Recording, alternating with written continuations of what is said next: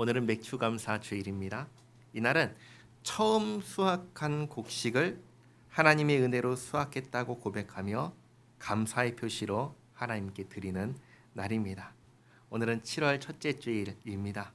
지난 반년 동안 우리에게 주신 하나님의 은혜에 감사하고 또 남은 반년도 주님의 은혜 가운데 주님의 은혜를 기대하며 살아가는 우리 모두가 되기를 바랍니다. 자, 오늘 빌레몬서입니다. 빌레몬서는 사도 바울이 빌레몬에게 쓴 편지입니다. 지극히 개인적인 편지입니다. 빌레몬이 누구냐면 지난주까지 읽었던 골로새 교회가 모이는 집 주인입니다. 지금으로부터 2000년 전 1세기 로마 시대에는 오늘날과 같은 교회당 건물이 없었습니다. 집이나 아니면 다락방에서 모였습니다. 골로새 교회는 빌레몬의 집에서 모였던 교회입니다. 사도 바울이 로마에서 이제 편지를 쓰지요. 편지를 써가지고 두기고와 오네시모를 통해서 전달하는데 가는 길에 먼저 에베소에 들려서 편지를 전했습니다. 그게 에베소서입니다.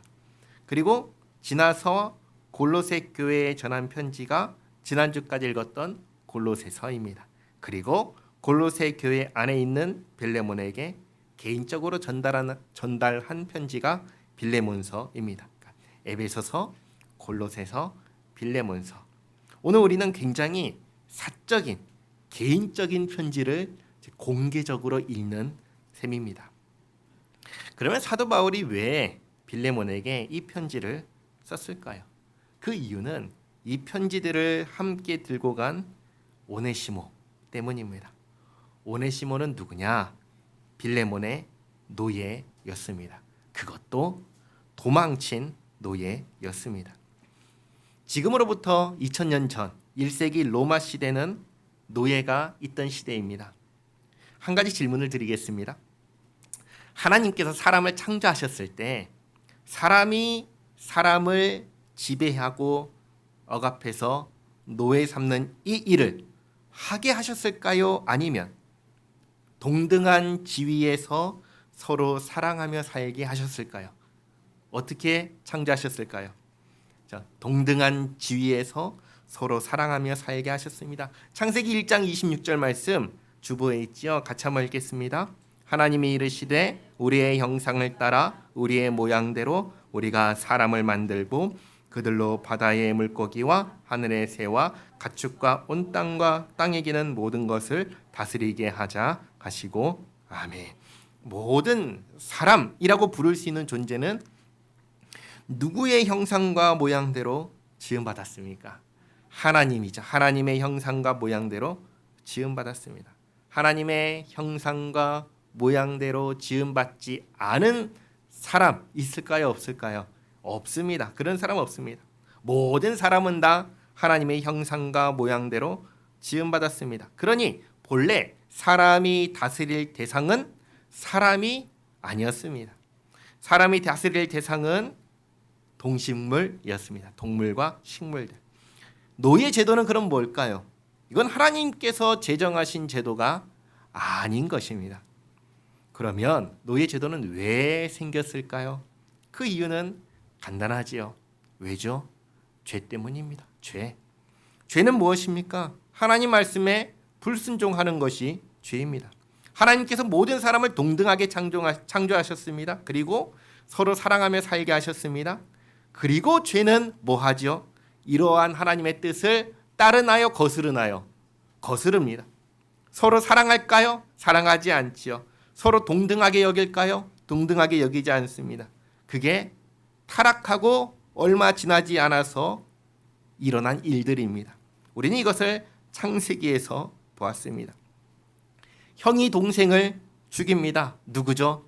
가인이지요.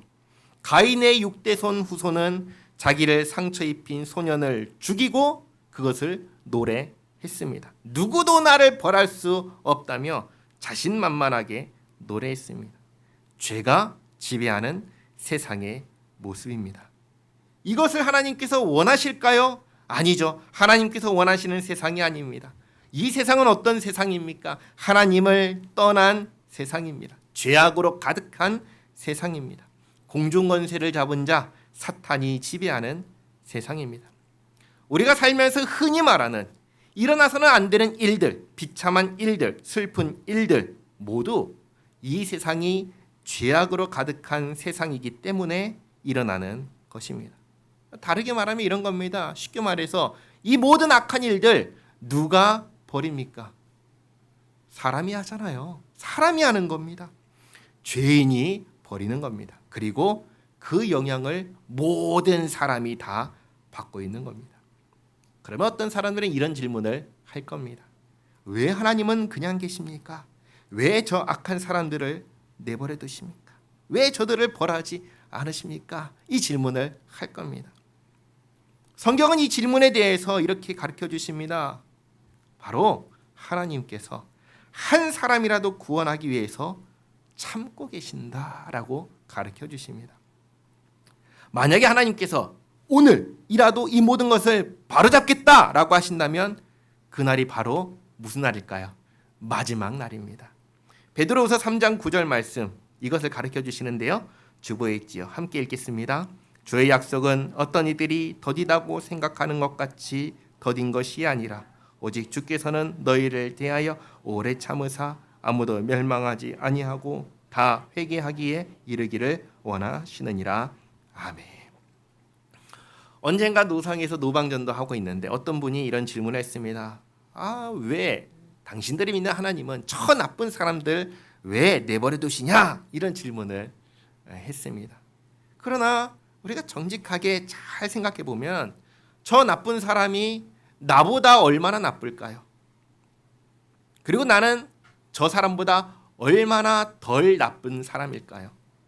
결국은 저 사람이나 나나 50보 100보입니다. 거기서 거기입니다. 거룩하신 하나님, 의로우신 하나님 앞에서는 저들도 벌받을 대상이지만 나 역시 벌받을 대상이라는 것입니다. 이걸 생각하면은 왜 하나님 저 악한 사람들 벌하지 않으십니까? 왜 내버려 두십니까? 라고 말할 수가 없는 겁니다. 그리고 여기서 우리가 정말 두렵게 생각해야 하는 것은 나도 벌받을 세상이라는 사실입니다. 나도 죄인이라는 사실입니다. 근데 어떤 사람은 이렇게 얘기하면 이렇게 반문을 합니다. 내가 잘못했으면 그럼 벌 받아야지. 이 얘기를 합니다. 참 책임감이 있어 보이고 멋있어 보이기도 합니다. 그런데 이게 사실은 굉장히 무책임한 말입니다. 예를 들면 이런 것이죠. 사람을 죽여놓고 벌 받으면 되지 라고 말하는 겁니다. 정상적인 사람이라면 어떻게 해야 될까요? 내가 정말 잘못했다고 하면서 용서를 빌어야지 않겠습니까? 그리고 어떻게든 내 잘못에 대해서 보상하려고 하지 않겠습니까? 이게 책임지는 것입니다. 그냥 벌 받겠다, 지옥 가겠다 하는 것은 책임지는 거 아니에요. 그것은 도망치는 겁니다. 내가 죄인이고 내가 지옥에 갈 수밖에 없는 존재라는 것을 안다면 지옥 가지 이게 아니라 회개하고 용서를 구하고 돌아와서 보상하고 바른 길을 가야 합니다. 하나님께서는 이렇게 자기 죄를 회개하고 용서를 구하는 자들을 어떻게 하실까요? 벌하실까요? 아니면 살 길을 열어주실까요? 살 길을 열어주시죠. 그 길이 바로 예수님입니다. 오늘 이 편지를 쓴 사도 바울도 그리고 이 편지를 받는 빌레몬도 또 도망친 노예 오네시모도 예수님 안에서 죄 용서함을 받고 영생을 선물로 받은 사람들입니다. 내가 죄인이라는 것을 분명하게 알고 그러나 하나님께서 그런 나를 예수님 안에서 용서하시고 천국에서 살게 하셨다는 것을 분명하게 아는 사람들입니다. 여기 모인 우리들도 마찬가지입니다.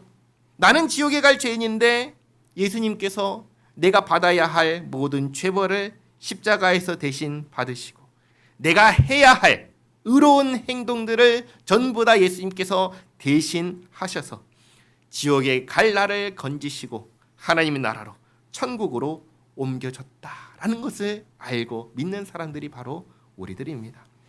그래서 우리가 늘 고백하는 것이 뭐죠? 나는 예수 믿는 사람입니다. 그리고 나에게 베푸신 그 구원의 은혜가 감사하여 기꺼이 주께서 원하시는 삶을 살겠습니다. 다짐하며 오늘을 살아가는 사람들이 바로 우리들입니다. 오네시모는 주인에게서 도망친 노예입니다.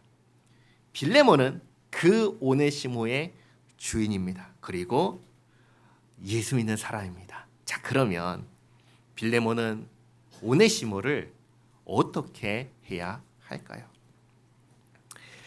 고대 사회에서 도망친 노예는 반드시 끝까지 잡으러 가서 잡아가지고 매우 심하게 때리거나 죽였습니다. 왜 그렇게 하죠? 그렇게 해서 다른 노예들이 도망치면 이렇게 된다고 본보기를 보여주는 겁니다. 그런 생각 못하게 하는 것이죠. 만약에 빌레몬이 도망친 오네시모를 붙잡았다면, 회개하지 않고 용서를 구하지 않는 오네시모를 잡아왔다면 아마 고민도 하지 않고 때려서 본보기를 삼았을 것입니다. 죽여서 본보기를 삼았을 것입니다. 이 너무 잔인한 거 아닙니까? 아니요. 그것은 오히려 예수 믿는 사람으로서 공의를 실천하는 그 시대의 합법적인 행동이었습니다. 오네시모는 죄인입니다. 그런데 오네시모가 자발적으로 왔습니다. 찾아와서 용서를 구합니다. 그리고 그 손에는 바울의 편지가 있습니다. 그 편지를 보니까 이 사람이 회개하고 복음을 받아들여서 쉽게 말해 예수 믿는 사람이 되었다고 합니다. 상황이 다른 것이죠. 이러면 어떻게 해야 할까요? 이 이야기를 오늘 하는 겁니다. 자, 이제 본문을 보겠습니다. 1절 말씀에 그리스도 예수를 위하여 갇힌 자 된 바울이 지금 어디 있죠? 로마의 감옥에 있지요. 감옥에 있기 때문에 갇힌 자라고 썼습니다. 정확하게는 로마에 있는 셋집에 갇혀 있으면 다른 사람들은 얼마든지 자유롭게 방문할 수 있지만 바울은 자유롭게 나갈 수 없는 감금 상태였습니다. 바울과 및 형제 디모데는 우리의 사랑을 받는 자요 동역자인 빌레몬과 자매 아비아와 우리와 함께 병사된 아키뽀는 지난주에 읽었던 골로새서에서 직분자라고 했습니다. 아마도 에바브로를 도와서 이 교회를 관리하는 직분자였을 것입니다. 그리고 내 집에 있는 교회에 편지하노니, 분명히 이 빌레몬서는 빌레몬 개인에게 보내는 개인적인 편지라고 했습니다. 근데 골로새 교인들도 함께 보게 하였습니다. 왜 골로새 교인들도 함께 보게 했을까요? 그 이유는 바울이 이제 하려는 말을 빌레몬이 받아들이고 수행하는데 어려움이 없게 하기 위해서입니다. 이 교인들이 아무것도 모르는 상태에서 빌레몬이 어떤 행동을 하면은 아마 그 시대에는 납득하기 힘든 어려운 행동을 할 것이기 때문에 이런 생각을 할 것입니다. 저 사람 왜 저래? 이상한 거 아니야? 이런 말을 할 겁니다. 상황을 모른다면. 그래서 그것을 막고자 오히려 빌레몬이 바울의 뜻대로 올바른 선택을 할 수 있도록 돕고자 교인들도 보게 한 것입니다. 3절에 하나님 우리 아버지와 주 예수 그리스도로부터 은혜와 평강이 너희에게 있을지어다. 아멘. 내가 항상 내 하나님께 감사하고 기도할 때 너를 말하면. 사도 바울은 빌레몬을 위해서 항상 기도했습니다. 주 예수와 및 모든 성도에 대한 내 사랑과 믿음이 있음을 들음이니 이로써 내 믿음의 교제가 우리 가운데 있는 선을 알게 하고 그리스도께 이르도록 역사하느니라. 빌레몬은 어떤 사람이었냐면 사랑과 믿음이 있는 사람이었습니다. 성도의 본이 되는 사람이었습니다. 한번 생각해 보시기 바랍니다. 자기 집을 오픈해서 예배당으로 사용하게 하는 겁니다. 그만큼 예수님을 믿는 믿음이 있는 사람이었습니다. 빌레몬은 하나님을 섬기는 일을 정말 중요하게 생각하는 사람이었습니다. 그리고 여기 모이는 사람들이 성도라고 하지만 어쨌든 내 사적인 공간에, 집에 찾아오는 거잖아요. 들어오는 거잖아요. 집 주인으로서 얼마나 신경이 많이 쓰이겠습니까? 그런데 오는 사람들 잘 대접하는 사람이었습니다. 이렇게 믿음을 가지고 성도를 향하여서는 사랑으로 행동하니까 이를 통해서 사람들이 예수님을 믿게 되는데 많은 도움이 되었습니다. 우리가 흔히 말하는 삶으로 전도한다. 이것을 실제로 실천한 사람이 누구냐면 바로 이 빌레몬이었습니다. 그래서 7절에 형제여 성도들의 마음이 너로 말미암아 평안함을 얻었으니 내가 너의 사랑으로 많은 기쁨과 위로를 받아노라. 이러므로 내가 그리스도 안에서 아주 담대하게 내게 마땅한 일로 명할 수도 있으나. 바울은 이 모든 것을 보면서 빌레몬이 정말로 예수님을 나의 구원자로 삶의 주인으로 모시고 있다는 것을 알았습니다. 그러니 하나님의 말씀을 따라서 이제 명령하면, 하나님께서 이렇게 말씀하셨으니 하시오라고 명령하면 얼마든지 순종할 것을 알았습니다. 그러나 그렇게 명령하지 않고 9절 도리어 사랑으로서 간구하노라. 도대체 어떤 문제이기에 명령하지 않고 간구한다고 할까요? 나이가 많은 나 바울은 지금 또 예수 그리스도를 위하여 갇힌 자 되어 갇힌 중에서 낳은 아들 오네시모를 위하여 내게 간구하노라. 이제 본론이죠. 사실 이 편지는 앞에서도 말씀드렸지만 이 한 사람 오네시모 때문에 쓴 편지입니다. 10절에 있는 말씀처럼 오네시모는 사도 바울을 만나 예수님을 믿게 된 빌레몬의 노예입니다. 사도 바울은 복음을 전하여 믿음을 갖게 된 오네시모를 아들로 여겼습니다. 11절에 그가 전에는 내게 무익하였으나. 왜 무익하죠? 도망친 노예이기 때문입니다. 도망친 노예는 다른 노예들에게 야 우리도 저 사람처럼 도망칠 수 있겠다라는 이런 생각을 갖게 하기 때문에 무익할 뿐만 아니라 해로운 존재입니다. 그래서 반드시 붙잡아서 처벌해서 이런 생각하지 못하도록 만들어야 했습니다. 사회 질서를 유지하기 위해서 법으로 그렇게 하는 것이 정해졌었습니다. 그 시대에. 도망친 오네시모는 빌레몬에게 무익하고 도리어 해로운 사람이었지만 이제는 나와 내게 유익함으로. 놀랍게도 이제는 나 바울뿐만 아니라 너 빌레몬에게도 유익하게 바뀌었다, 변했다라고 합니다. 어떻게 해서 이렇게 달라졌을까요? 그 이유는 한마디로 예수님 때문입니다. 예수님을 믿음으로 변한 겁니다.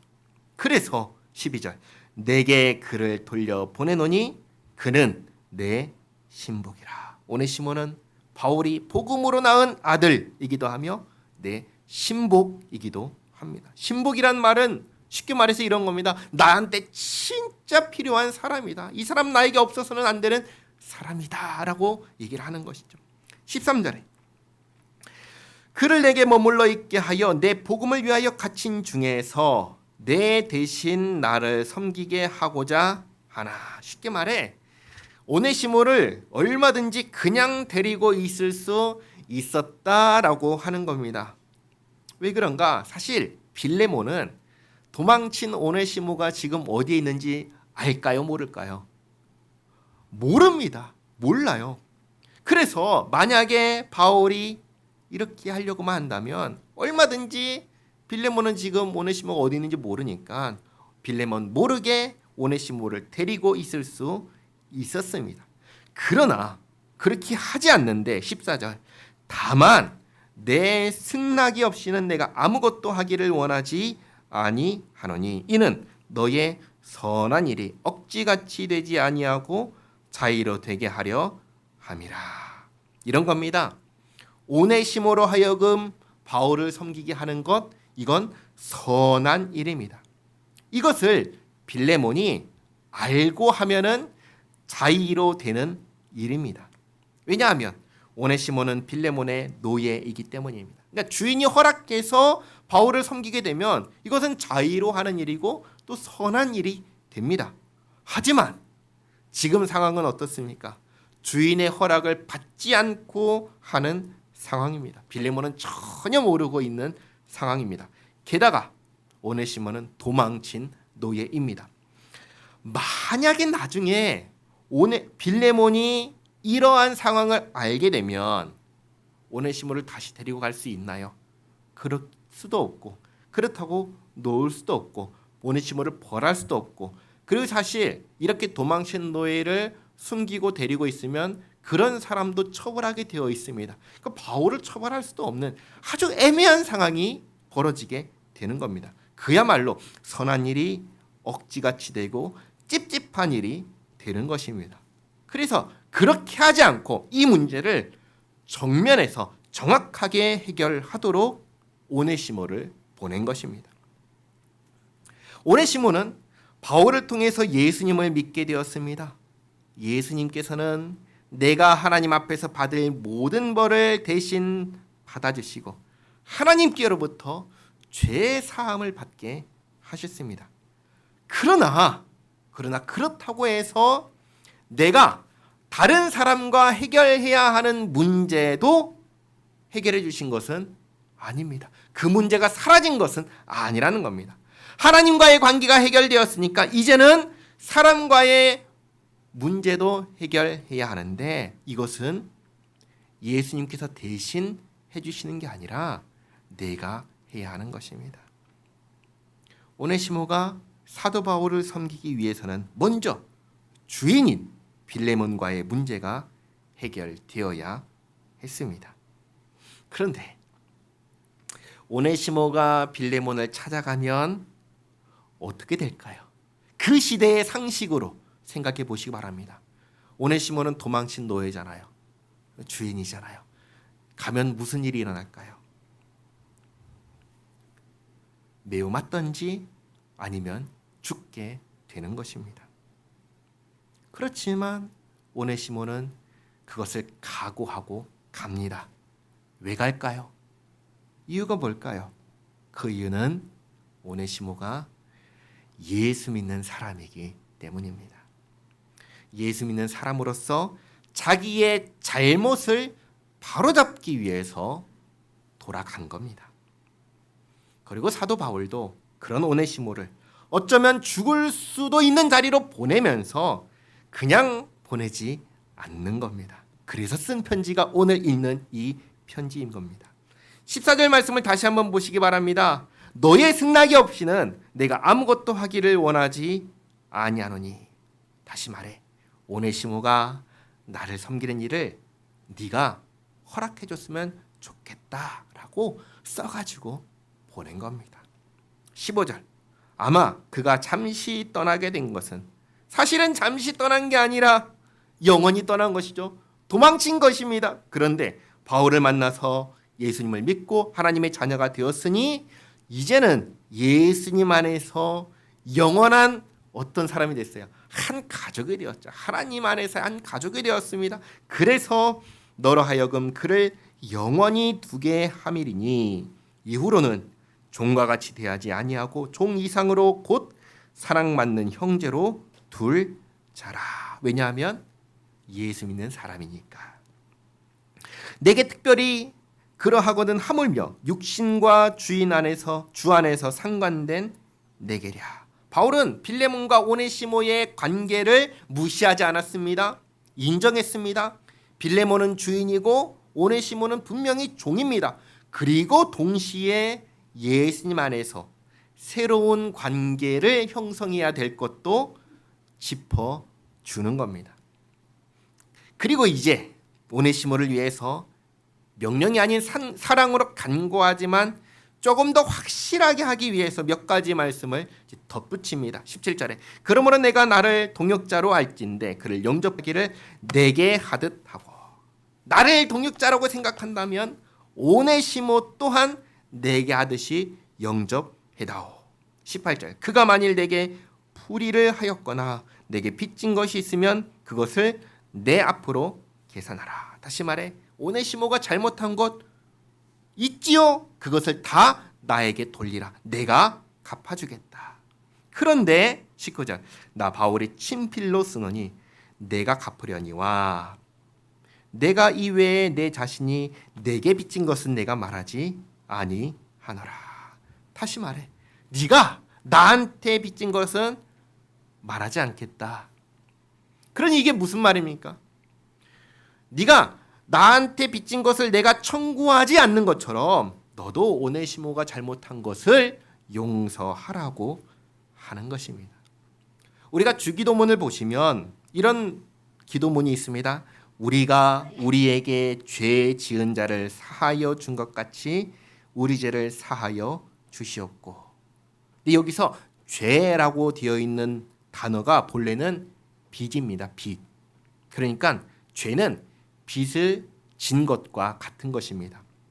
사도 바울이 이렇게 얘기를 하는 것이죠. 나에게 진 빚을 말하지 않을 테니 너도 오네시모가 너에게 빈 빚을 말하지 말아라.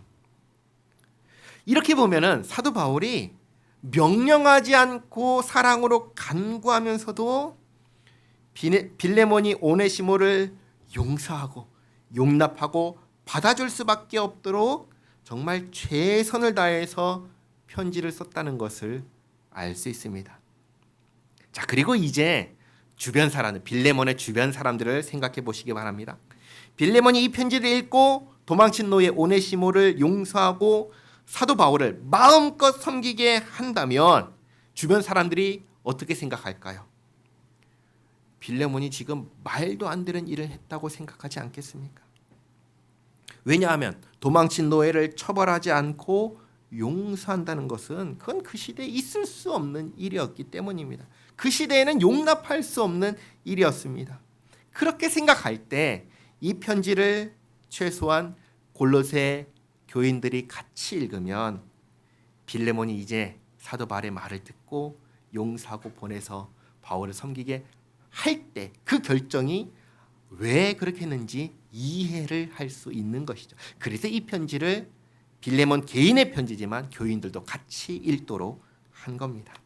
20절에 오 형제여 나로 주 안에서 너로 말미암아 기쁨을 얻게 하고 내 마음이 그리스도 안에서 평안하게 하라. 나는 내가 순종할 것을 확신함으로 내게 썼노니 내가 내게 말한 것보다 더 행할 줄을 아노라. 오직 너는 나를 위하여 숙소를 마련하라. 너희 기도로 내가 너희에게 나아갈 수 있기를 바라노라. 지금은 로마의 셋방에 갇혀 있지만 재판이 끝나면 그때 찾아가겠다는 겁니다. 그러니 나를 위해서 재판이 잘 끝나고 빨리 끝나서 갈 수 있게 되기를 기도해 달라고 합니다. 마무리 인사입니다. 23절 그리스도 예수 안에서 나와 함께 갇힌 자 에바브라와 에바브라 누구죠? 골로새 교회를 개척하고 섬겼던 사람입니다. 빌레몬이 누구보다도 잘 아는 사람입니다. 그리고 오네시모도 잘 아는 사람입니다. 에바브라와 또한 나의 동역자 마가 아리스다고 데마 누가가 문안하느니라. 우리 주 예수 그리스도의 은혜가 너희 심령과 함께 있을지어다. 아멘. 자, 정리하겠습니다. 빌레몬서는 사도 바울이 빌레몬에게 쓴 개인적인 편지입니다. 그 내용은 도망친 노예 오네시모를 형제로 받아주라는 것입니다. 사실 이것은 그 시대 사람들에게는 용납할 수 없는 이야기였습니다. 도망친 노예는 다른 노예들이 따라하지 못하도록 본보기를 보이기 위해서 반드시 처벌해야 한다는 것이 그 시대의 그 사회의 상식이었습니다. 그러나 빌레몬은 그 시대의 사람이면서도 동시에 시대를 초월하여 존재하는 하나님 나라의 백성이기도 합니다. 예수님 안에서 하나님의 자녀가 된 사람입니다. 그러니 빌레몬은 그 시대의 사람들과 동일하게 판단하는 게 아니라 예수님 안에서 하나님의 뜻을 분별해야 합니다. 사도 바울의 편지는 이것을 돕기 위해서 쓴 것입니다. 예수 믿는 주인은 도망친 그러나 예수님 안에서 회개하고 용서를 구하기 위해서 돌아온 노예를 어떻게 대해야 하는가. 그리고 골로새 교회도 이 노예와 빌레몬의 결정을 어떻게 받아들여야 하는가. 이것을 가르쳐 주는 겁니다. 사도 바울은 아주 특별한 상황 속에서 아주 분명한 방향을 알려줍니다. 예수님 안에서 회개하고 용서를 구하는 자를 용서하고 더 나아가서 노예가 아닌 형제로 받아주라고 합니다. 이게 예수 믿는 사람이 해야 할 판단과 결정이라는 것입니다. 이거는 쉬운 판단과 결정일까요? 그렇지 않습니다. 이것은 결코 쉬운 일이 아닙니다. 그러나 이게 예수 믿는 사람에게서 나타나야 할 모습이라는 것을, 우리에게서, 나에게서 나타나야 하는 모습이라는 것을 기억하시기 바랍니다. 그래서 지금 당장은 나에게서 이 모습이 나타나지 못한다 하더라도 이게 나에게서도 나타나야 하는구나 라는 것을 기억하시고 이 모습이 나의 삶 속에서 나타나게 되기를 기도하며 구하시기를 바랍니다. 자, 그리고 한 가지 더 말씀드립니다. 오네시모입니다. 오네시모는 예수님을 믿고 난 후에 어떻게 했습니까? 목숨을 걸고 주인을 찾아왔습니다. 죽을 것을 각오하고 찾아왔습니다. 왜 찾아왔다고 했지요? 자신이 주인에게 범한 죄에 대해서 책임지기 위해서 왔습니다. 이것이 구원받은, 예수님 안에서 구원받은 신자의 태도입니다. 하나님의 자녀로서 하나님과 사람 앞에서 책임지는 삶을 사는 것, 이것이 예수 믿는 사람의 모습입니다. 우리는 다 같이 이렇게 고백합니다. 나는 예수 믿는 사람입니다. 이 고백 안에서 오네시모처럼 또 빌레몬처럼 변화되어서 예수 믿는 사람답게 살아내는 우리 모두가 되기를 바랍니다. 기도하겠습니다. 하나님 감사합니다. 오늘 오네시모를 보며 어떻게 해야 할지 심각하게 고민할 수밖에 없는 빌레몬을 보며 예수 믿는 사람으로서 사는 것이 쉽지 않다는 것을 깨닫습니다. 그리고 오네시모와 다를 바 없는 저희를 예수님 안에서 용서하시고 구원하신 하나님의 은혜가 참으로 크다는 것을 깨닫습니다. 회개하고 용서를 구하는 자를 무한히 용서하시는 하나님의 은혜를 생각하며 저희도 아버지를 닮은 자녀가 되게 하옵소서. 회개하고 용서를 구하는 자를 용서하며 살게 하옵소서.